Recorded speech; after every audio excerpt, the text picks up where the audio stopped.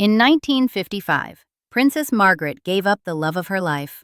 The question is, was she forced to, or did she choose a lifestyle over a man? If you've watched The Crown, you already have an answer.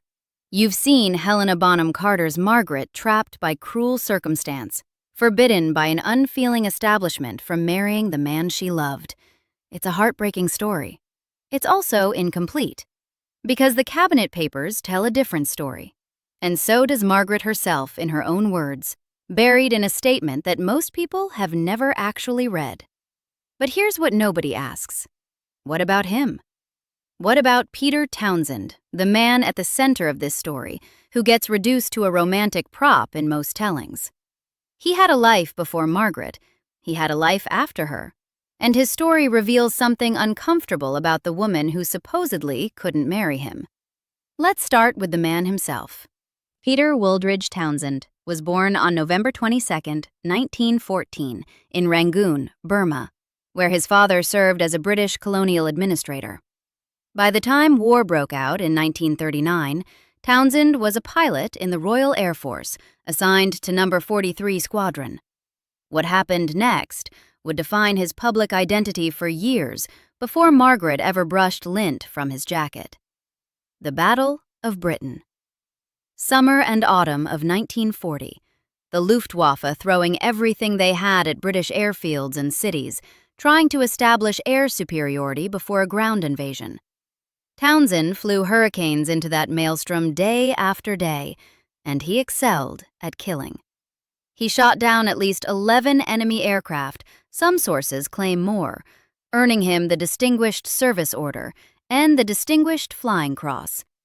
These weren't abstract statistics. Each kill meant Townsend had maneuvered his Hurricane behind a German bomber or fighter, held his nerve while tracers streaked past his cockpit, pressed the firing button, and watched another aircraft spiral toward the Channel or the English countryside. 11 times minimum, probably more. By any measure, he was an ace. Part of the handful of pilots who prevented Nazi Germany from establishing the air dominance that would have made Operation Sea Lion possible. This matters because of what came later. When the scandal broke in 1953, Townsend wasn't just the divorced equerry. He was a man who had helped save Britain. And that complicated things for everyone who wanted to dismiss him as unsuitable. After the Battle of Britain, Townsend continued flying combat missions until 1941, when exhaustion and combat stress forced him to take a staff position. In 1944, King George VI appointed him as an equerry, essentially a personal assistant responsible for managing the monarch's daily schedule and accompanying him to public functions. It was a position of extraordinary trust, offered to a man the king had come to admire for exactly the qualities Margaret would later find irresistible: quiet competence, physical courage, and the kind of calm that only comes from having faced death repeatedly and chosen to face it again.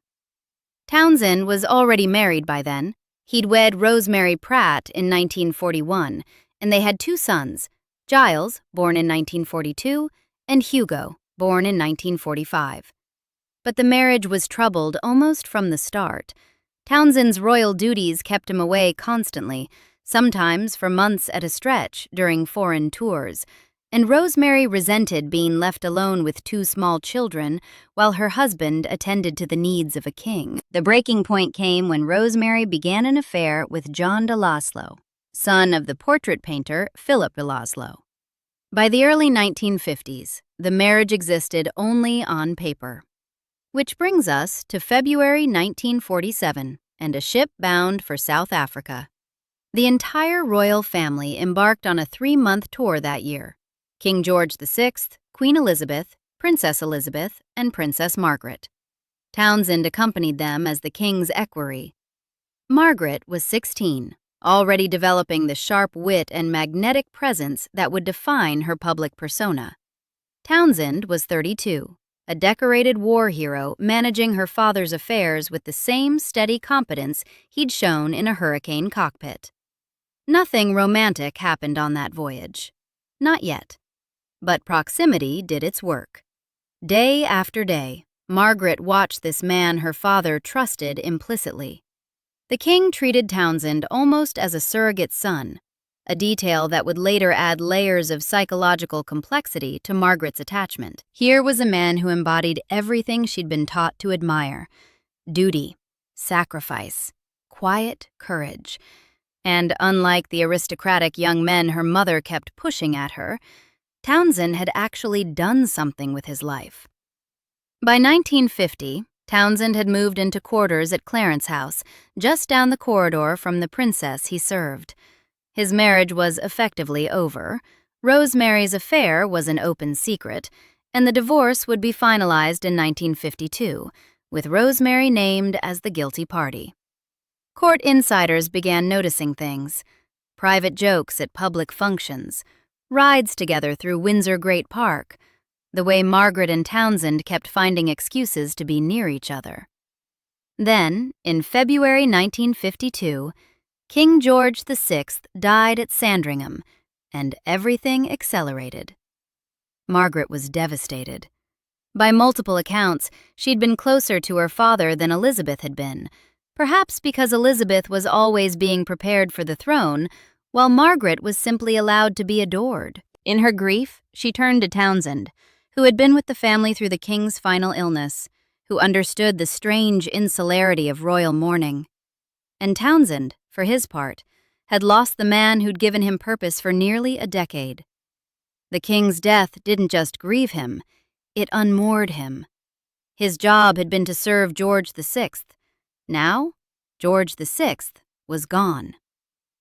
In early 1953, according to Townsend's own later account, he proposed marriage to Princess Margaret. She said yes. Consider what this meant for Townsend. He was 38 years old, a divorced commoner, proposing to the sister of the Queen of England. He had to know the obstacles were enormous. He had to know the Church of England would object, that the establishment would close ranks against him, that he was asking a woman born to privilege to step outside the only world she'd ever known. He asked anyway, and she said yes. What happened next is usually told from Margaret's perspective, but Townsend experienced it too, and his experience reveals how the machinery of the British state actually works when it wants to separate people. June 2nd, 1953. Elizabeth II is crowned at Westminster Abbey. The ceremony goes perfectly. Afterward, at the celebration on the Abbey grounds, a reporter observes Princess Margaret standing beside Group Captain Townsend. She reaches up and brushes a piece of lint from the lapel of his RAF uniform. 2 seconds, maybe less. But Townsend would have felt that touch. He would have known, even as Margaret's fingers moved across his jacket, that someone might be watching. And someone was. The reporter, believed to be from the New York Journal-American, recognized the gesture for what it was: intimate, proprietary. The touch of a woman who considers this man hers. Within days, the American press had published. Within weeks, the story had crossed back to London. The secret was out. Now the constitutional machinery cranked into motion. Under the Royal Marriages Act of 1772, any descendant of King George II who wished to marry before age 25 required the sovereign's consent. Margaret was 22. For her to marry Townsend immediately, Queen Elizabeth would have to approve the union, and Elizabeth, as Supreme Governor of the Church of England, which at that time refused to remarry divorced persons whose former spouses were still living, could not sanction a marriage the Church itself condemned. Townsend's ex-wife Rosemary was very much alive. The palace proposed a solution: wait until Margaret turned 25, at which point the Royal Marriages Act offered a different path. She could notify the Privy Council of her intention to marry, and if Parliament didn't explicitly object within 12 months, the marriage could proceed. But waiting meant separation. And separation, the palace clearly hoped, meant the relationship might simply die. In July 1953, Group Captain Peter Townsend was posted to Brussels as an air attaché at the British Embassy. The official explanation was professional, a posting appropriate to his rank and experience. Everyone understood it was exile. What did exile look like for Townsend? The historical record offers glimpses. He lived in a modest apartment in Brussels, far from the palace corridors he'd inhabited for nearly a decade. He performed his diplomatic duties competently, but without passion, attending functions, writing reports, managing the mundane business of military diplomatic relations. He was 38 years old, in love with a woman he couldn't see, waiting for a birthday that might or might not change everything. He and Margaret maintained contact through letters and telephone calls. The letters don't survive in the public record destroyed, presumably to protect privacy. But contemporaries reported that both parties wrote frequently, and that the calls, when they happened, were long and emotionally intense. For 2 years, Townsend waited, and Margaret waited, and the British establishment waited to see if time would do what prohibition could not. August 21st, 1955. Margaret turned 25. She was now legally able to notify the Privy Council of her intention to marry without requiring her sister's consent.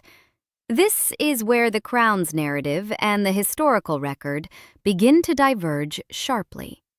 According to cabinet papers released decades later, the terms offered to Margaret were considerably more generous than the romantic tragedy version suggests. The documents reveal extended discussions among Prime Minister Anthony Eden's cabinet about precisely what Margaret would and wouldn't lose if she married Townsend. The key finding? Margaret would have been allowed to keep her title of princess. She would have retained her royal status. She would have remained in the line of succession, though by 1955, Elizabeth had given birth to Charles and Anne, pushing Margaret to third in line with the certainty of falling further as the royal family expanded. The financial picture was more complex.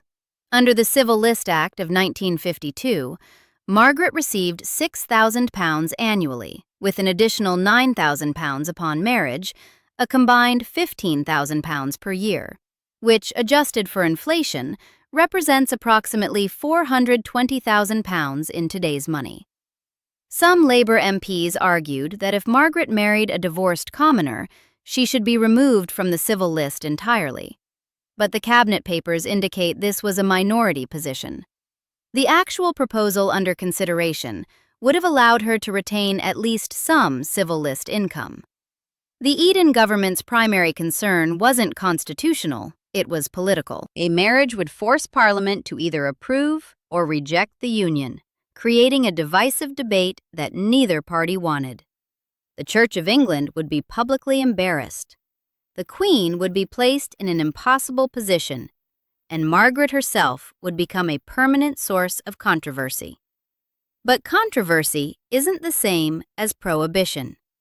The documents make clear that marriage was possible, difficult, politically messy, socially costly, but possible. What did Townsend know about these deliberations? It's unclear. He was in Brussels, receiving information through channels that may or may not have conveyed the full picture. He knew there were obstacles. He knew the establishment opposed the marriage. Whether he knew the obstacles were surmountable, that Margaret could have walked through the fire if she'd chosen to, remains an open question. On October 31st, 1955, Princess Margaret released a statement that has been analyzed, debated, and dramatized ever since. The full text deserves close reading. I would like it to be known that I have decided not to marry Group Captain Peter Townsend. I have been aware that, subject to my renouncing my rights of succession, it might have been possible for me to contract a civil marriage. But, mindful of the Church's teaching that Christian marriage is indissoluble, and conscious of my duty to the Commonwealth, I have resolved to put these considerations before any others. She said decided, not been forbidden, not been forced. Decided. She acknowledged that marriage might have been possible directly contradicting the narrative that she was absolutely prohibited from marrying Townsend, and she explicitly stated she was putting duty before any others, meaning, implicitly, before love, before him. How did Townsend receive this news? Again, the historical record offers only fragments. He was reportedly calm, dignified, unsurprised. Perhaps he had known before the public statement Margaret may have told him privately.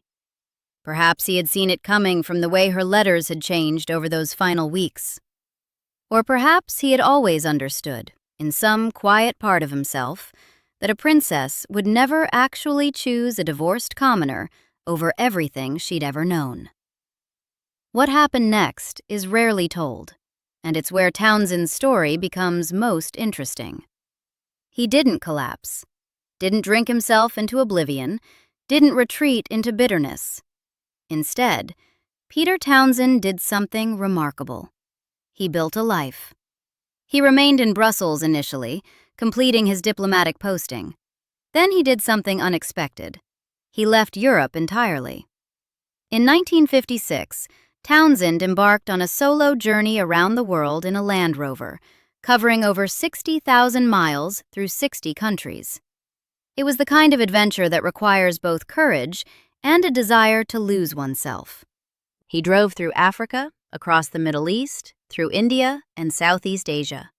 He wrote about his travels, eventually publishing a book called Earth, My Friend, that documented the journey. The man who had shot down 11 German aircraft, who had served a king, who had loved a princess, was now navigating desert roads and jungle tracks alone. There's something almost literary about it, the hero's journey, the departure into wilderness after loss. When he finally returned to Europe, Townsend settled in France, and in 1959, he married a woman named Marie-Luce Jaman. Marie-Luce was 21 years old. Townsend was 44. And here's the detail that has fascinated biographers ever since. Marie-Luce bore a striking resemblance to Princess Margaret. Dark hair, fine features, the same delicate bone structure. Coincidence? Perhaps. Or perhaps Townsend spent the rest of his life married to someone who reminded him of the woman who'd chosen a palace over him. The marriage was reportedly happy. They had 3 children, a daughter, Isabel, and twin sons Pierre and Jean. Townsend wrote several books, not just about his travels, but about his wartime experiences, including a memoir titled Duel of Eagles, that chronicled the Battle of Britain from both British and German perspectives. He became a successful author, living quietly in France, far from the British establishment that had once exiled him. Townsend died on June 19, 1995. Margaret died on February 9, 2002. She outlived him by 7 years. But before he died, there was a reunion. The details are fragmentary. Neither party ever spoke publicly about it, but according to those who knew them, Margaret and Townsend met at least once in their later years. Some accounts place it at a private dinner party in the early 1990s, decades after their separation. Others suggest there were multiple meetings, carefully arranged to avoid press attention. What did they say to each other? We don't know. Can't know. Those conversations belong to them alone. But consider what that meeting must have been like. Margaret in her 60s, her health declining, her marriage long since ended in divorce, her drinking well documented, her unhappiness visible to anyone who cared to look. Townsend in his 70s, happily married to Marie-Luce, father of 3 children, author of several books, a man who had built something meaningful outside the gilded cage. Who made the right choice? The question answers itself, doesn't it? Or does it? Because here's what complicates the simple narrative. Margaret's unhappiness wasn't inevitable. Nothing about turning down Townsend required her to drink heavily, to engage in affairs, to treat her position as a burden rather than an opportunity. She could have found purpose. She could have devoted herself to charitable work, to the arts. She had genuine musical talent. To raising her children, to building the kind of meaningful life that Townsend built after losing her. Instead, she seemed to spend decades mourning a choice she'd made herself. And Townsend? He grieved, recovered, and moved on. He married a woman who loved him. He traveled the world. He wrote books. He lived. The question this raises is uncomfortable, but it's the heart of the story. What if Margaret's tragedy wasn't that she couldn't marry Townsend? What if her tragedy was that she couldn't let go of the choice she'd made? What if she spent 47 years romanticizing the road not taken because it was easier than building something on the road she'd chosen? Craig Brown, in his unconventional biography, 99 Glimpses of Princess Margaret, describes her as returning to the Townsend subject compulsively in private conversation. Even in her final years, she couldn't leave it alone. Those close to her reported a mixture of wistfulness and defensiveness, sometimes calling it the great sacrifice of her life, other times dismissing questions with brittle humor. Wounds that never healed. But wounds inflicted by the establishment, or wounds she kept picking at herself. The evidence for Margaret's drinking is substantial and specific. She was known to begin her day with vodka and orange juice, maintaining it was simply part of breakfast. She favored famous grouse whiskey in the evenings. In 1974, during a royal tour of Australia, she appeared visibly unsteady at a Sydney reception and had to be guided to her seat. In 1985, she was hospitalized for alcoholic hepatitis, a diagnosis that requires no interpretation. Her friends defended her. Lady Anne Glenconner, her lady-in-waiting for 30 years, insisted Margaret wasn't an alcoholic, that she could go days without drinking when required, that the tabloid perception was unfair. Both sides agree on this. Margaret drank heavily by any ordinary standard, and her drinking increased after her 1978 divorce from Anthony Armstrong Jones. Townsend, meanwhile, showed no such signs of self-destruction. His books were well-reviewed, his marriage was stable, his children apparently loved him. He had built exactly the kind of quiet, meaningful life that Margaret might have shared if she'd made a different choice in 1955. Or, and this is the harder question, exactly the kind of life she was incapable of building, with or without him. Because maybe the tragedy isn't that Margaret lost Townsend. Maybe the tragedy is that Margaret was who she was, a woman born into privilege who never learned to function without it, who couldn't imagine herself as anything other than royal, who chose the palace not because she was forced to, but because she genuinely couldn't conceive of life outside its walls. In that reading, Townsend wasn't the love she lost. He was the test she failed. She had a chance to choose courage, to choose love, to choose the unknown over the familiar. She chose safety instead, and then she spent the rest of her life wondering if she'd been wrong. Townsend didn't wonder. He just lived. The documents show Margaret had options. Her own statement admits marriage was possible. The cabinet papers reveal the terms weren't as draconian as the romantic narrative suggests. She decided. That's her word, not was forbidden, not was forced. Decided. And Peter Townsend, the Battle of Britain ace, the man who'd served a king, the man who'd proposed to a princess and been left waiting in Brussels for 2 years, took that decision, absorbed it, and built a life anyway. Who was the victim here?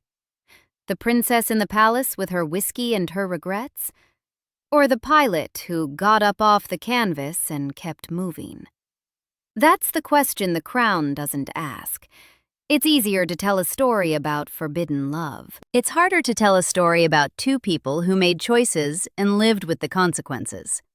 Margaret chose the palace. She got the palace, and everything that came with it. Townsend chose to move forward. He got a wife who loved him, children who admired him, books that bore his name, and a life that belonged to him rather than to an institution. If you'd asked either of them decades later whether they'd made the right choice, I wonder what they would have said.